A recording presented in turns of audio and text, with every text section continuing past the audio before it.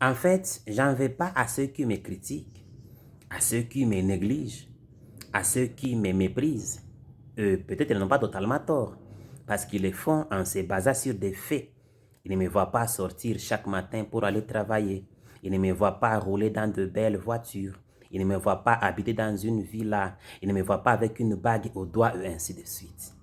Et moi, je ne nie pas ces faits-là. Sauf que, contrairement à eux, je refuse de prendre en considération ces faits-là. Je ne prends en compte que les promesses de Dieu dans ma vie. Je ne prends en considération que ce que Dieu dit de moi. Et qu'est-ce qu'il dit de moi? Il dit que je suis sa justice en Christ. Il dit que il m'a déjà pardonné tous mes péchés et qu'il ne s'en souvient plus. Il dit qu'il est mon berger et que je ne manquerai de rien. Il dit que je suis riche parce que Jésus s'était fait pauvre des riches qu'il était pour que moi je sois enrichi. Mon père Abraham a eu son fils Isaac malgré son âge très avancé. Et la Bible dit qu'il n'avait pas considéré son corps qui était usé, mais étant fortifié par la foi, donnant gloire à Dieu, étant convaincu que ce que Dieu dit, il peut aussi l'accomplir. Voilà où j'en suis, très chers frères et sœurs.